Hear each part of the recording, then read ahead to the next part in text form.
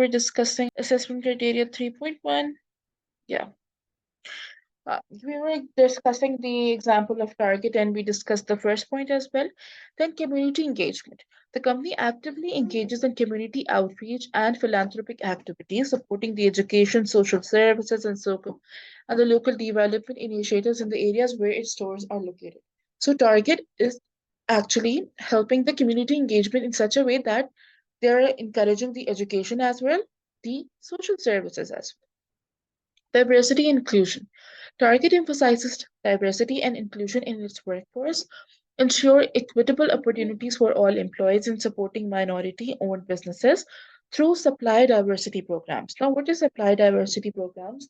Supplier is not only associated with your organization, you know that. They are associated with many of the organization because they are providing the raw material.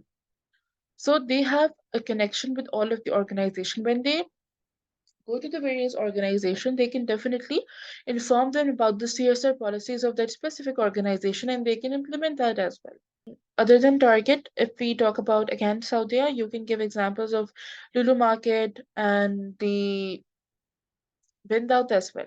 They are going to have a CSR policies too, I'm sure.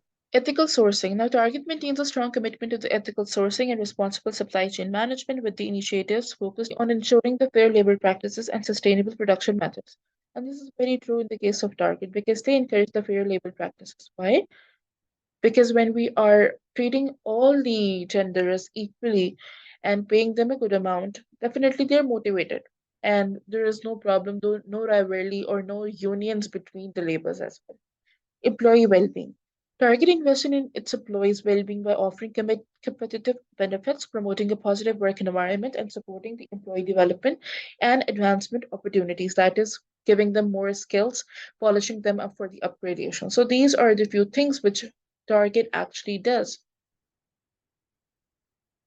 Um, then I have added few links to your slides, which you will be reading them and write a summary.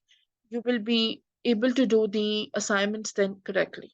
There's not going to be any kind of ambiguity then. So here is the CSR policy and how they're implementing it in the target. It's their website, official. Now, we have been sharing the corporate responsibility efforts in Target, first published a community involvement report in 69. Starting in 2010, we began publishing comprehensive report of the CSR activities and information online as well. So in 2010, they started to do it online. This is the whole background. These are the reporting which are being archived. If you want to know about the 2023, you can easily get in the PDF form and even in the Excel form. So it depends on you for which year you want to read it. If I want to read it for 2022, let's go for that first. Now you can see this as the whole a kind of a table of content that what they're working on. This is the whole environmental part, the social part, the governance part, and the indexes and glossaries as well.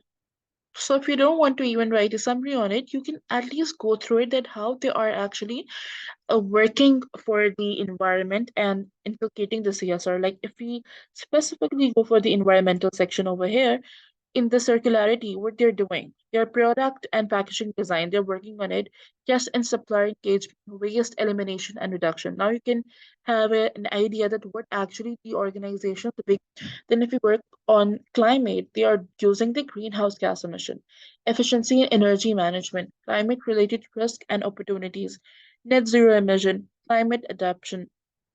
So these are the things. And this is true that again we're having what we're having a stakeholder engagement in it as well. So whatever we are discussing in the slides in the lecture, that is all is implemented in reality as well. And these are the highlights of the progress, like unveiled our first net zero energy stone in March 1922 over here in support of a commitment to use more renewable energy and reduce carbon footprint. So while doing the assignment, you can definitely consider these. It's better to add pie chart. It always give a good idea. Now these things, can you see here? These are the SDGs. That is the Sustainable Developmental Goals or developmental goals. These are 7 in total. And the target is working on goal number 2, that is zero hunger. And number 6, the clean water one. number 7, number 12, number 17, 15, 14, and 13. These are the negative and the positive aspects of the target. If we talk about the positive aspects, we are having environmental sustainability, community engagement, and diversity and inclusion.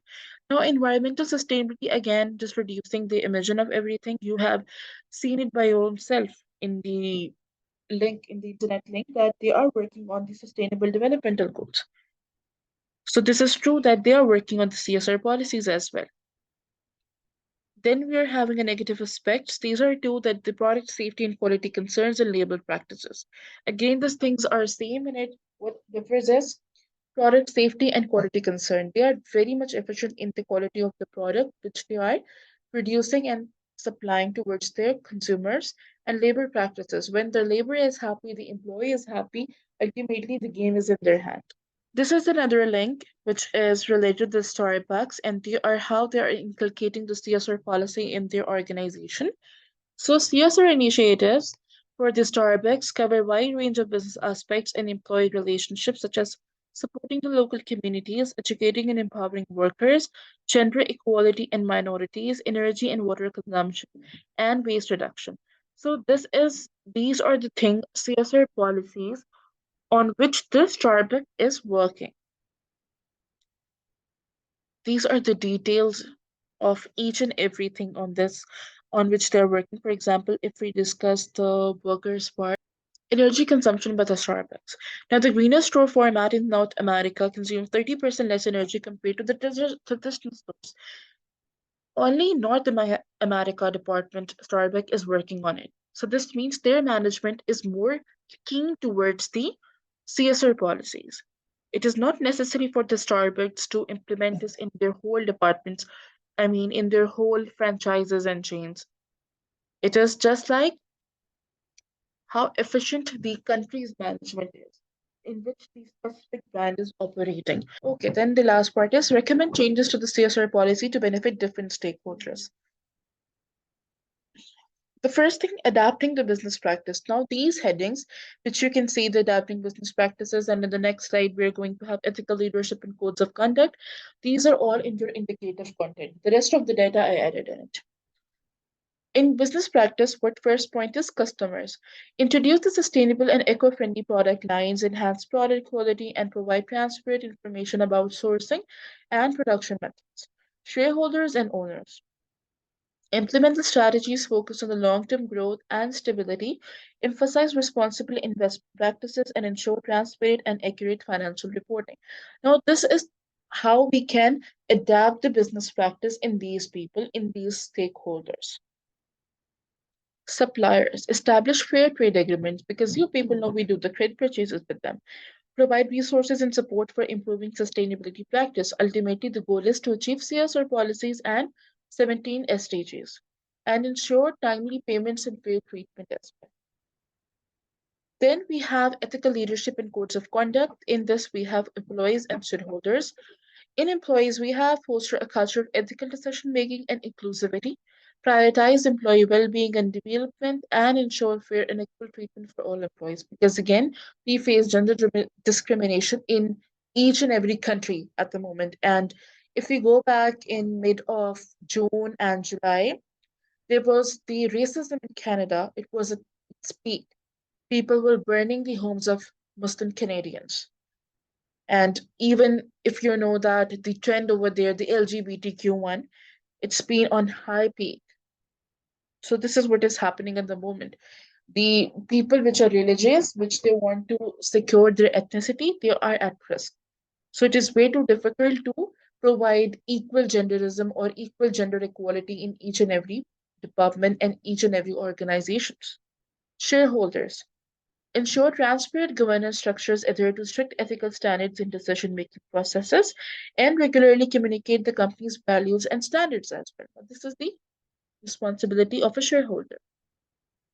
Then ethics in production and sales, local and non-local communities. Now, what is included in it?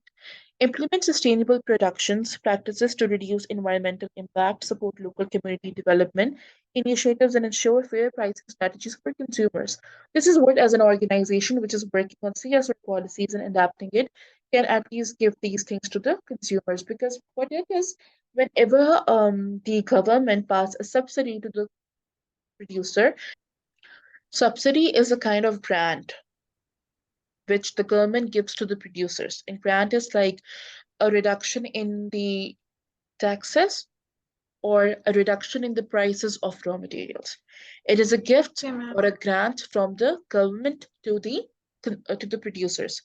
And when the producers receive it, what happens is they don't want to waste that kind of money and they pass the cost to the consumers. That is why we always get the inflated products after the COVID-19.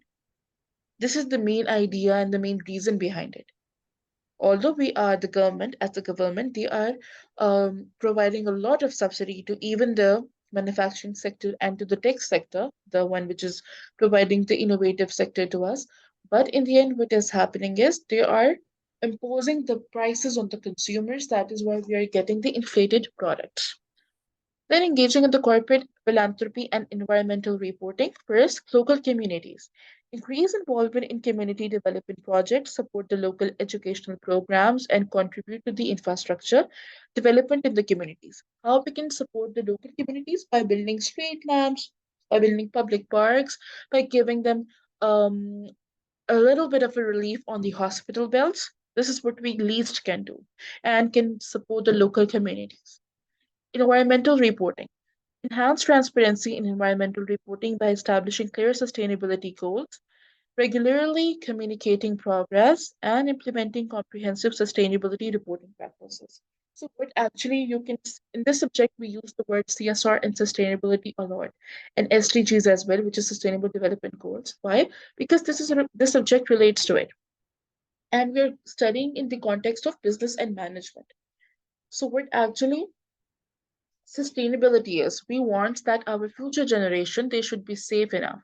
Whatever we are using at the moment, we have to save it for the longer period of time as well.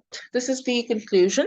By implementing these recommendations, the company can significantly enhance its CSR policy, fostering positive relationships with the consumers, shareholders, suppliers, and local communities while making meaningful contributions to the environmental sustainability and ethical business practices.